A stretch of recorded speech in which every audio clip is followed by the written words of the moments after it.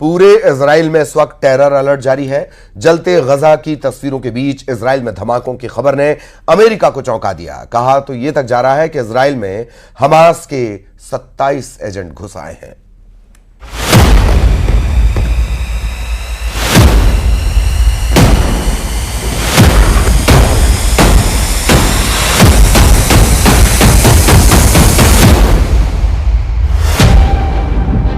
Israel की राजधानी तेल अवीव में फटा बम।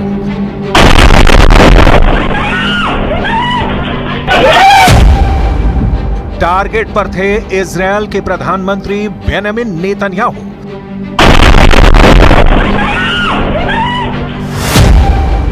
रक्षा मंत्री योव गैलेंट को उड़ाने की थी तैयारी।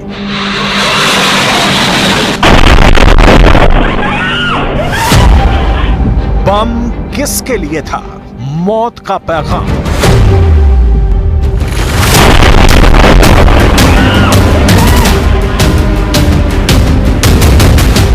जिनके घर शीशे के बने होते हैं वो दूसरों के घर पर पत्थर नहीं मारते। इजराइल की राजधानी तेल अवीव में फटे बम की कहानी नेतन्याहू को यही लाउड एंड क्लियर मैसेज दे रही है। עוד לא יודעים, תכף אנחנו כרגע בודקים את הדברים, ונכון לעכשיו אני יכול לומר שזה יכול להיות פח"ע וגם יכול להיות פלילי. כיוון הפח"ע מאוד רציני. तेल अवीव में बम टारगेट पर पहुंचने से पहले ही फट गया, जिसमें उसी शख्स की मौत हो गई जो बम को ले जा रहा था। सवाल यह है कि यह बम किसकी जान लेने के लिए ले जाया जा रहा था? बम का टारगेट कौन था? क्या यह बम हमास प्लांट करने की कोशिश में था या इजराइल के भीतर ही बैठा कोई दुश्मन बम प्लांट करने की फिराक में था? इसकी डिटेल अभी तक तेल अवीव की पुलिस जुटाने में जुटी है। लेकिन यह बहुत गौर करने वाली बात है कि यह पहली बार नहीं हुआ है जब तेल अवीव में इस तरह की कोई घटना हुई है। गाजा में खून खराबे के बीच ऐसा कई बार हुआ जब तेल अवीव भी दहला, कभी लेबनान के हिजबुल्लाह के रॉकेट से, कभी चाकूबाजी से, कि कभी मिसाइल अटैक के पहले के सारन से। इजराइल वॉर मोड में है, लेकिन खुद इजराइल के खिलाफ हमले नहीं रुक रहे। इस बीच इजराइल ने गाजा में ताजा हमले किए हैं। इन हमलों में 29 फिलिस्तीनियों की मौत हो गई है। गाजा पर ताजा अटैक उस वक्त हुआ है जब अमेरिका के विदेश मंत्री एंटनी ब्लिंकन इजराइल में थे। शांति प्रस्ताव पर बातचीत के लिए इजराइल बातचीत के लिए कितना तत्पर है, कितना उत्सुक है, गाजा पर हुए हमले उसकी बानगी है। गाजा के स्वास्थ्य अधिकारियों के मुताबिक सेंट्रल सिटी दीर अल बला में एक घर पर इजरायली हवाई हमले में बच्चे और उनकी मां की मौत हो गई। मरने वालों में एक ही परिवार के 8 लोग शामिल हैं। हमले में एक महिला और उसके 6 बच्चों की मौत हुई है। इजरायली सेना ने कहा कि उसने दक्षिण शहर खान यूनिस से इजराइल पर हमला करने के लिए इस्तेमाल किए गए रॉकेट लॉन्चरों को नष्ट कर दिया, जो हाल के हफ्तों में तीव्र लड़ाई की जगह थी। गाजा में युद्ध और शांति साथ साथ। गाजा चल रहा है, अभी से नहीं, पिछले साल अक्टूबर से नेतन्याहू चला रहे हैं शांति प्रस्तावों, बैठकों और युद्ध विरामों की कोशिशों के बीच। अमेरिका के विदेश मंत्री एंटनी ब्लिंकन युद्ध छेड़ने के बाद 10वीं बार इजराइल पहुंचे शांति प्रस्ताव में जान फूंकने के लिए। इससे पहले ब्रिटेन के विदेश मंत्री और फ्रांस के विदेश मंत्री भी तेल अवीव में थे।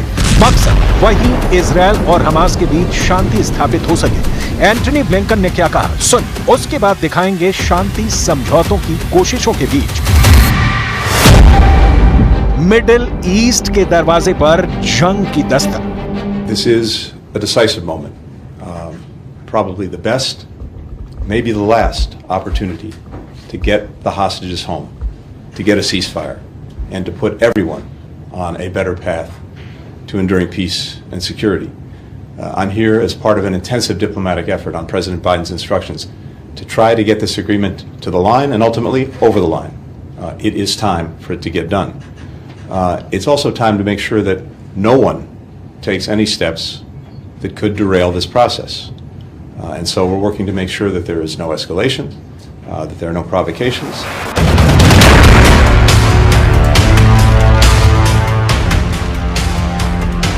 बताया जा रहा है कि इजरायल के प्रधानमंत्री नेतन्याहू और अमेरिकी विदेश मंत्री एंटनी ब्लिंकन गाजा के साथ एक समझौते पर मुहर लगाने के लिए नए सिरे से बातचीत करेंगे।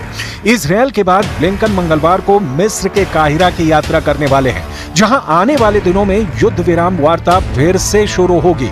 AFP के मुताबिक जॉर्डन और खुद हमास ने भी पश्चिमी देशों से नेतन्याहू पर दबाव बनाने की अपील की है ताकि कोई समझौता हो सके।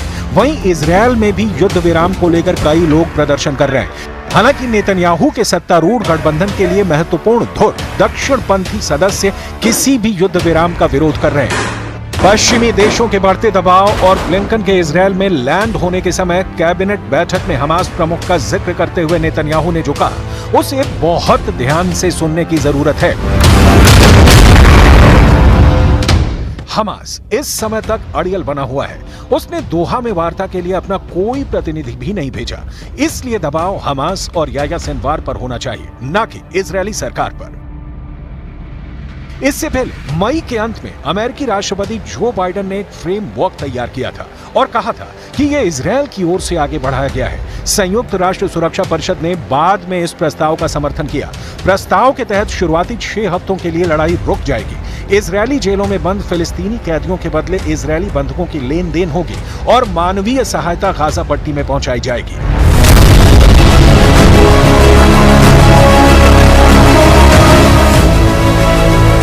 अमेरिका, कतर और मिस्र के मध्यस्थों ने भी प्रगति की सूचना दी है और अमेरिका का भी मानना है कि समझौता होने के करीब है। हालांकि बाइडेन के ये कहने के बाद कि हम पहले से कहीं ज्यादा समझौते के करीब हैं, हमास के राजनीतिक ब्यूरो के सदस्य सामी अबू जोहरी ने इस तरह की आशावादी बातचीत को भ्रम कहकर खारिज कर दिया है। मतलब घुमा फिराकर बात वहीं पहुंचती दिख रही है कि हमास और इजरायल के बीच युद्ध विराम की घोषणा कब होगी।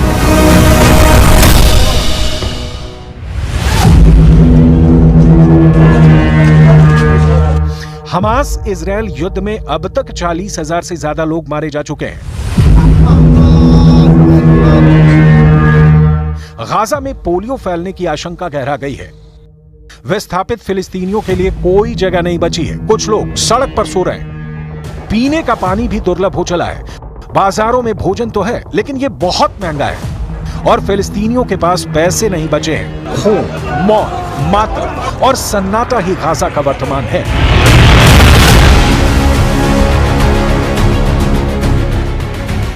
22 नवंबर 2023 को हमास और इजरायल के बीच 4 दिनों का संघर्ष विराम हुआ था। इस दौरान करीब 50 इजरायली बंधक और 150 फिलिस्तीनी कैदियों की रिहाई हुई थी। इसके बाद से सीज फायर डील पर सहमति की कोशिश की जा रही है, लेकिन अब तक कोई सकारात्मक परिणाम सामने नहीं आया है। इजरायली डिफेंस फोर्स दम भर फिलिस्तीनियों को मौत के घाट उतार रही है। तमाम इंटरनेशनल संस्थानों की मानवीय अपील नेतन्याहू ठुकराते रहे हैं। 10 दिसंबर 2023 को भी अमेरिका, कतर और मिस्र की ओर से एक 3 स्तरीय सीज फायर डील का प्रस्ताव रखा गया था, जिस पर हमास के अधिकारी तो राजी हो गए, लेकिन इजरायल ने इस प्रस्ताव को ठुकरा दिया। उसके बाद नेतन्याहू ने हमास के खिलाफ हमले तेज करने का ऑर्डर दिया था और हमास के अंतिम आतंकी के मारे जाने तक किसी भी तरह से युद्ध रोकने से इनकार कर दिया था। लेकिन उसके बाद जिस तरह से इजरायली डिफेंस फोर्स ने फिलिस्तीनियों को मारा, उसने दुनिया को चिंता में डाल दिया। यही वजह है कि दोहा में 15 और 16 अगस्त को गाजा सीज फायर डील को लेकर बातचीत हुई। हालांकि इस बातचीत में हमास के प्रतिनिधियों ने हिस्सा नहीं लिया। हमास उन 3 स्तरीय प्रस्ताव पर सहमति चाहता है जो UNSC से भी पारित हो चुका है। वहीं इजरायली प्रधानमंत्री ने एक बार फिर नई शर्तें रखी हैं।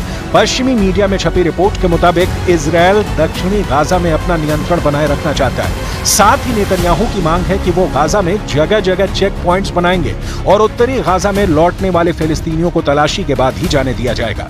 बताया जा रहा है कि इजरायल की इन नई शर्तों की वजह से ही हमास ने सीज फायर डील की बातचीत में शामिल होने से इनकार कर दिया है। सवाल है कि अब आगे क्या होगा? युद्ध विराम होगा या गाजा यूं ही कब्रिस्तान में तब्दील होता रहेगा?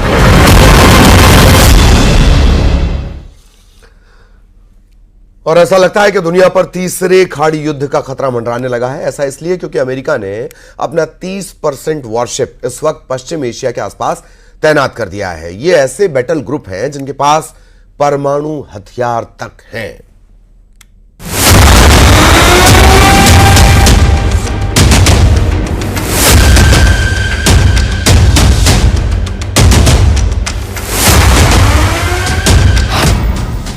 क्या अमेरिका ने तीसरे खाड़ी युद्ध की तैयारी कर ली है?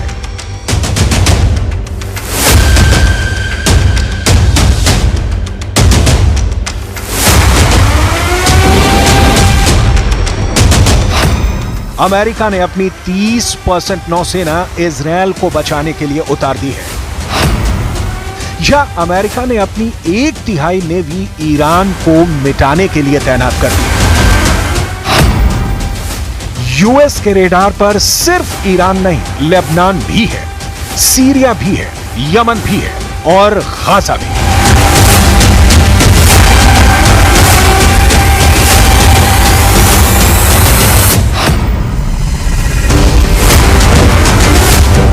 बाइडेन के विध्वंसकों ने इजरायल के दुश्मनों को घेर लिया है। ये इजरायल के दुश्मनों के लिए वाकई बहुत बुरी खबर है। 30% नौसेना तैनात करने का मतलब है कि दुनिया के 3 समंदरों पर इस वक्त बाइडेन का कब्जा हो चुका है। यूएस नेवी के इस डिप्लॉयमेंट से इजरायल के दुश्मनों के पसीने छूट गए हैं। कहां तो ईरान इजरायल पर हमले की धमकी दे रहा था और कहां अब खुद की सुरक्षा करनी तक मुश्किल हो गई है। सिर्फ ईरान ही नहीं, इस तैनाती से लेबनान भी सहमा हुआ है, यमन भी घबरा गया है और गाजा तो इजरायल की लिस्ट में सबसे ऊपर है। इसलिए एक बार फिर सवाल, क्या अमेरिका ने तीसरे खाड़ी युद्ध की तैयारी कर ली है?